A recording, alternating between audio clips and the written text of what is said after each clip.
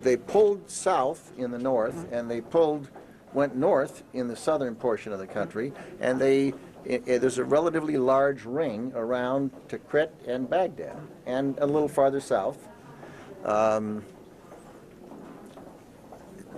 One has to recognize that the regular forces have been more inclined to not defend the regime to the end, and the Republican Guard have been more inclined to defend the regime, although that's not 100%.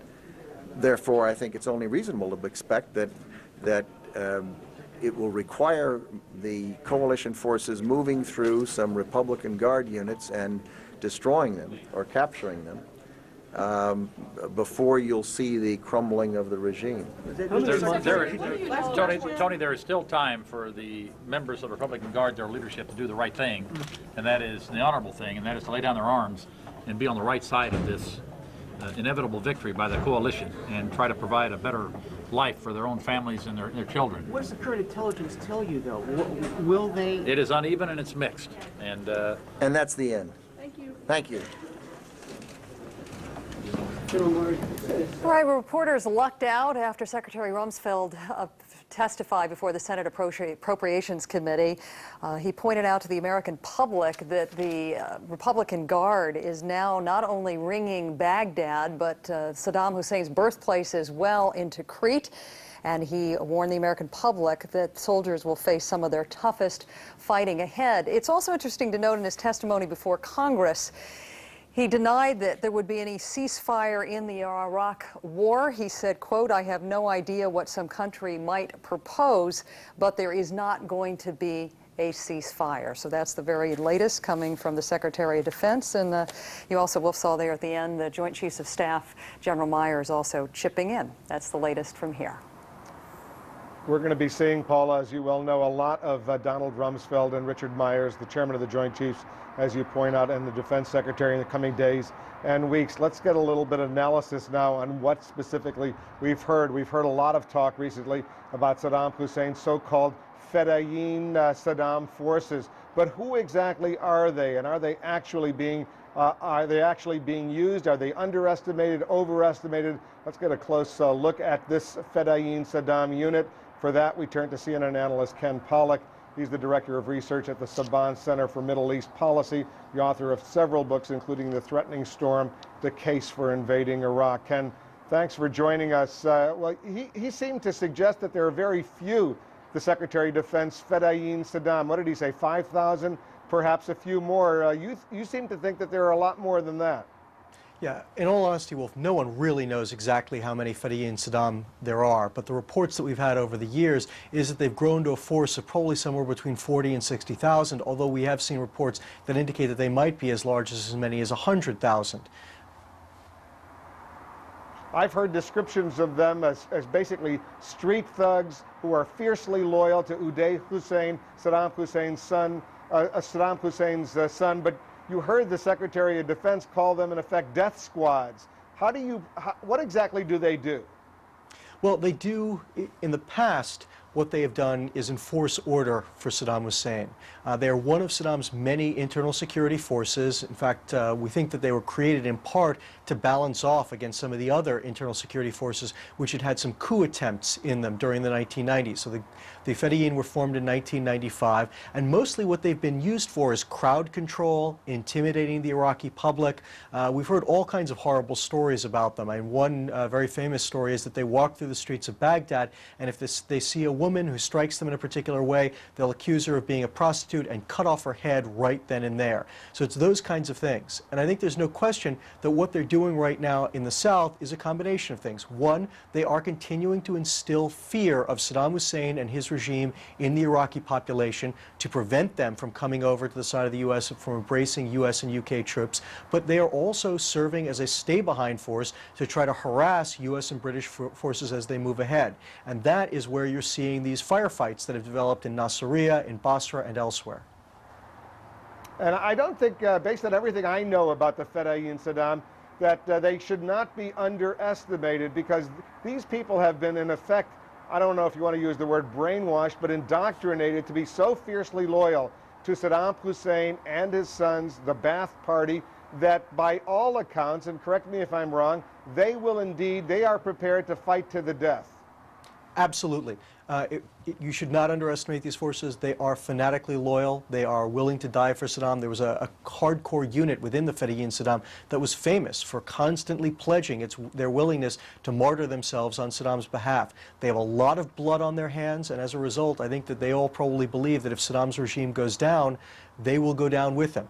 By the same token, Wolf, we also shouldn't overestimate. Ken, let me interrupt for a second, though, Ken. Unlike the Al-Qaeda terrorists that our viewers are, of course, unfortunately have become so familiar with, who are Islamic fundamentalists, many of these these Fedayeen Saddam, these are very secular Iraqis, not necessarily fundamentalist Muslims. Right, that's absolutely right, Wolf. These are people who are serving and committed to Saddam not out of some religious conviction, but out of other ties to Saddam Hussein. In many cases, tribal ties. Many of these young men are from small numbers of tribes that Saddam has used to maintain himself in power. Tribes with names like Jabur and Ubaid and Dulaim, Sunni tribes which Saddam has really relied on to provide the manpower for his most important internal security forces. And that's why they are so committed to him. And do you believe that they are ready, these thousands, how many thousands they are ready to engage in what is now commonly called suicide bombings, kill themselves in the process of trying to kill U.S. troops? I certainly think that there are some who are. I think that there are many others who are simply willing to fight very hard on Saddam's behalf. Maybe they won't necessarily be willing to drive a bus packed with explosives into U.S. troops, but they're willing to fight very hard. But by the same token, Wolf, we also shouldn't exaggerate the threat from the Fedayeen Saddam. In point of fact, they're not very well trained, they're not very well armed, and the amount of impact that they're having is mostly a result of the fact that the U.S. plan always was designed to leave very few forces behind to cover the line of supply. And that's really why the Fedayeen Saddam are having an impact, and having an impact out of all proportion to their actual numbers or training or armaments. And finally, before I let you go, Ken, based on everything you know, did the U.S. military, the Central Command, underestimate the impact of these Fedayeen Saddam that they would have in the course of these early days of the war? I think there's no question that they did, Wolf. I think that you've seen senior military officials suggesting as much, that they were expecting that most resistance would collapse as soon as U.S. heavy forces passed through, and there was no real expectation that they would find this many problems in terms of the stay-behind forces. And that's why, as I said, the plan was designed to take this inherent risk. It was designed to push forward and leave very few troops to cover these long lines of supply, because the assumption was that they wouldn't have a lot of problem with these stay-behind forces. I think that's proven to be a false assumption, and I think the military is turning things around to try to get U.S. and U.K. troops into position so they can deal with some of these problems. Ken Pollack, our CNN analyst, thanks very much. We're all learning a lot more about the Fedayeen Saddam than we probably thought we ever would. Appreciate it. Good to talk to you, Just Wolf. ahead, were the war hawks wrong? Why it's not all flowers and candy greeting U.S. troops? And far from business as usual in Midtown Manhattan today. We'll go there live. We're back in just 1 minute.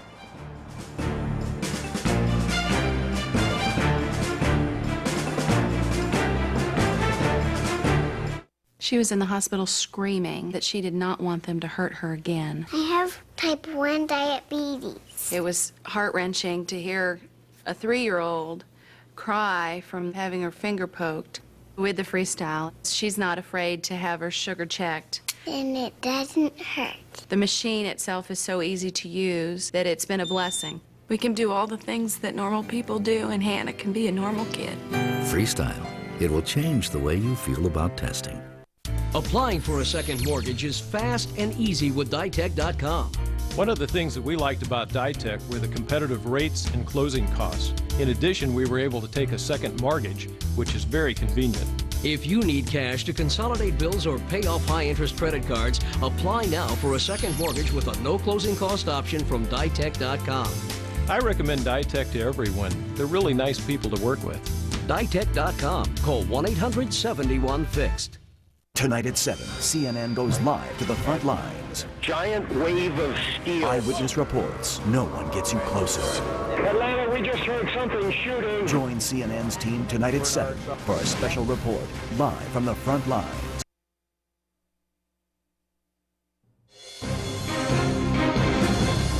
Good afternoon. I'm Leon Harris in the CNN newsroom in Atlanta, and here's what's happening this hour in the war in Iraq. 2 GIs are wounded after an explosion inside their Paladin artillery vehicle near the central Iraqi town of Najaf. Look at these pictures. This blast was caused by a misfire in the onboard howitzer. The vehicle was a total loss, but the soldiers are expected to survive. They were not injured seriously, if you can believe that.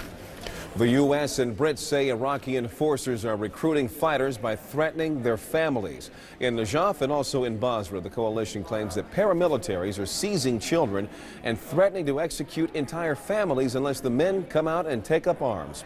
CENTCOM says that some of those men may have turned their guns on their oppressors, though.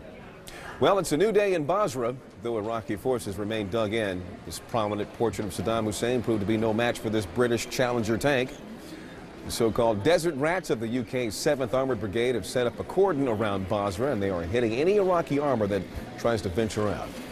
Now, Basra's civilians are venturing out, though, thousands of them in search of safety, security, and most of all, water. Southern Iraq's largest city has largely been without running water and electricity for days now. The water treatment plant is slowly getting back up to capacity now, though. And away from the war this hour, other news in Gaza. 2 Palestinian police officers are dead after what Israelis are calling an ambush. Israelis say the Palestinians opened fire after Israeli soldiers let them pass a checkpoint. A lengthy battle followed that. Israeli forces had gone into Gaza to arrest Palestinian militants. Coming up next hour here on the network, we'll talk with our CNN military analyst about the battlefield hotspots of the war in Iraq. Also, good intentions idling in parking lots and at sea. We'll have more on the struggle to get humanitarian aid to the people of Iraq. And what you're seeing in the media versus what the Arab TV viewers are seeing. A fascinating look at how the war is being covered. All that is coming up next hour. That, as CNN's continuing coverage of the war in Iraq resumes right now.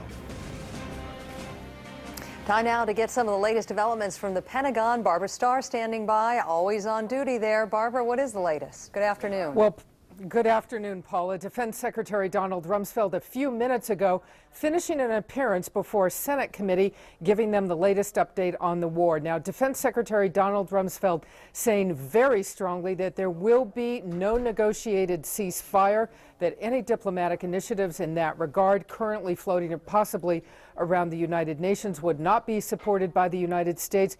He was very clear that there will only be a ceasefire once the regime of Saddam Hussein is gone. He also warned that there could be tough going ahead as U.S. troops approach Baghdad. There is growing concern amongst the military about continuing reports of the possibility of facing chemical or biological weapons as they do get closer to Baghdad. But here at the Pentagon, officials are saying no change in strategy, that they will continue to press on to the capital, that there is no real fundamental problem. They will address the Fedayeen, the Ba'ath irregulars, this fighting by guerrillas that is going on all up and down the line. They do say, however, that there will be some force adjustments that are basically a continuation of the plan. This weekend, about 20,000 troops from the 4th Infantry Division in Texas will begin moving to the region. That was always part of the plan, but they now will begin moving. And officials say there are about another 100,000 troops, they remind us, also ground troops with deployment orders that should begin moving starting next month. These are a number of infantry, mechanized, heavy divisions that are supposed to be the follow-on forces. They include the 1st Cavalry Division, the 1st Armored Division, and 2 Armored Cavalry Regiments. That was all in the pipeline, and unless the situation would change dramatically on the ground, they will follow the plan, and those 100,000 troops will begin moving to the region. Paula?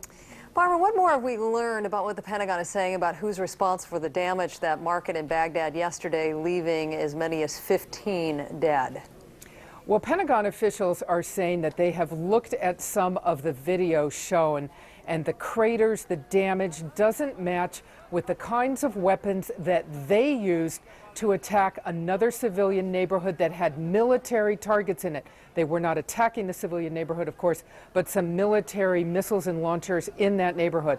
The Pentagon warplanes used 2,000-pound bombs to attack those military targets.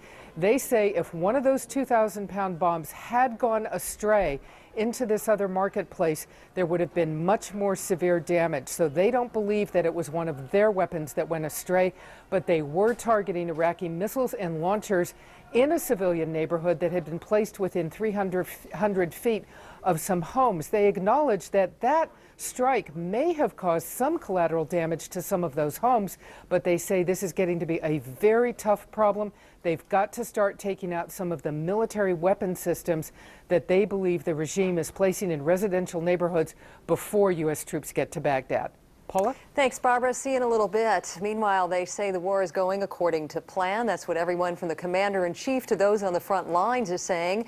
But if you were expecting it to last only a few weeks, there are some who feel it could take months. Standing by in Atlanta, CNN's Renee San Miguel and two of our military analysts, Generals David Grange and Don Shepard. Good afternoon to you all. Good afternoon, Paula. Thank you. Yeah, the 8 days of air operation, 7 days on the ground, and we are getting these questions now about just how long the operation in Iraqi freedom will take. I'm going to start with you, General Shepard. The Washington Post is quoting sources as saying that the war is likely to last months and more armor and personnel are going to be needed. Is that your assessment? Well, Tom Ricks wrote the article. It's way too early to start making those judgments, but I'll tell you this. We're now working on 250-mile supply lines. The rear has to be secured, the cities has to be secured, and we have been surprised by the tenacity of the Fedayeen Siam forcing others to fight back there. That has to be cleaned up, and bringing other forces in gives the Tommy Franks more capability to fight a longer battle. It's too early to say how long this will take, but the closer you get to Baghdad, the harder it is, and if weapons of mass destruction are used, that will also slow things down. General Grange, let's say it does take months. For the troops on the ground, what's going to be needed for them? What are they going to be needing? Well, the troops on the ground, the commanders on the ground leading the combat forces, Marine and Army, are not that hung up on a timeline. They are looking at events, and events only happen when preconditions are met. And if those preconditions are not met, then the next event cannot take place. And so, again, if you were to talk about an effects base, those things must happen before the next stage occurs. And you don't want to do that, or you won't have the advantage. Okay, and there's no way, you don't want to rush that either. No, I guess. so time really is not that big of a factor compared to event accomplishment. Okay, one of the things that might hasten events in Iraq is the development of a substantial northern front. Some 1,000 paratroopers jumped in earlier today. General Shepard, they had those C-17s that those paratroopers were in had to come down awfully low through Iraqi airspace. How do they manage that? Yeah, they have fighter cover, and they have jamming radars in the area that might take radar-directed missile shots at them. They also are accompanied by all types of ordnance-bearing airplanes, so they have protection. There may have been some bombing for them as well, diverting the attention of Iraqis in that area from the drop. It's very dangerous to drop. It's dangerous to drop in that kind of terrain, Bashir up here, and it is it's something that you have to protect those C-17s. First use of C-17 jumpers in combat. Is that right? Okay. Indeed. And General Grange, once they are on the ground, securing that airfield. Once they're on the ground, paratroopers are securing that airhead, pushing out, and making sure that they bring in with the rest of their Air Force comrades to set up the ability to land aircraft. So they're setting up lights, they're setting up navigational aids so they can bring in and offload heavy weaponry for a future offensive. Wanted to get you gentlemen to talk a little bit about some video that moved on Al Jazeera, the Arabic network, just in the last 15 minutes or so. Iraqis apparently showing off some of the armor, the coalition armor that has been captured or downed. What do you think about this? This looks to me like, it could look to the average viewer like the chopper that was found in the field near Karbala the other day. It's the same Apache helicopter, since destroyed. And this one right here, this could be a Predator that was shot down This is a Predator. It could have been shot down months ago. There have several been lost over Iraq in the no-fly zones, Renee. General Shepard, General Grange, we appreciate your expertise, as always. Thank you so much for joining us. Wolf, back to you. Thanks very much, guys. Good discussion. Nearly 2 months after they were told they would be going to the Persian Gulf, as we now know, soldiers at Fort Hood, Texas, are finally moving out. 12,500 of them, all members of the Army's 4th Infantry Division. There's a send-off ceremony for them right now at the base, and that's where we find our Jamie Colby. Jamie, what's the mood over there? Well, Wolf, good afternoon. As you've said, they have been waiting, these troops, for some time. They were supposed to be deployed in January. They tell me that they are prepared, they have completed their training, and they are ready to go. But first, a ceremony here at Fort Hood. Earlier today, thousands of friends and family joined the soldiers of the 4th Infantry. They had an invocation, they had comments from their commanding general, and as well, they posted their colors, and then, as is traditional, they also case their colors. That's when the flag for the 4th Infantry is lowered, it's packed, and it goes with the troops. The military is not disclosing when they will leave exactly, though we believe we have just seen the first plane overhead to come and take the troops, and they will go in staggered formation. Wolf? Jamie, are they saying that they were very disappointed that Turkey didn't give the U.S. permission to move these troops from Fort Hood into Turkey, part of a 62,000 original contingent that the U.S. military had hoped would lead the invasion into northern Iraq, have a second front of robust, heavy armor? How disappointed are people at Fort Hood that they weren't allowed to go into Turkey? They would have been there by now with their heavy equipment. I think it was difficult for them to see their fellow soldiers leave without them, but I don't think soldiers are ever disappointed. They just continue to train and continue to prepare. I think really, Wolf, the difficulty was for their families. They had been prepared to see them go. They had explained to their children that they would be going, and then the delay. But at this time, you know, when you look at the faces of these soldiers, and we've seen so many of them this morning as they have their final meals with their families before they leave, their face says it all. They look like they have the weight of the world on their shoulders, but they have the confidence to know that they are prepared to go and that they will fulfill the mission that their commander told them they are to do. Wolf? Jamie Colby, she's in Fort Hood, Texas. They're getting ready to pull out of Fort Hood. Thanks very much, Jamie. Jamie, Paula, and as I throw it back to you, just imagine what this war would be looking like today, 8 days or so into the war, if the U.S. not only had 100,000 or more troops moving in from the south towards Baghdad, but another 60,000 moving in from the north, as opposed to 1,000 paratroopers who landed in the northern part of Iraq. That two-front assault on the Iraqi capital probably would have made a significant military difference. The military historians, are going to be able to write about this for a long time to come. The Turkish government's decision not to let the U.S. move into northern Iraq from Turkey. Paula? Well, there's certainly a lot of analysis of that in the papers today.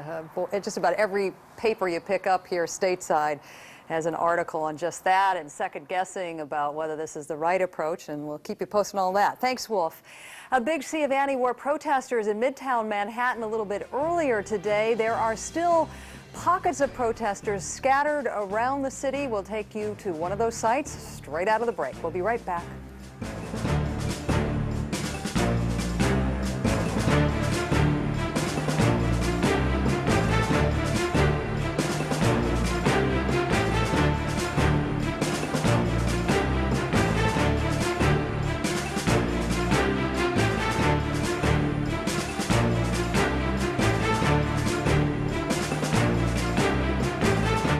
The war in Iraq continues, and no one takes you closer than CNN, live throughout the day. Stay with CNN, the most trusted name in news.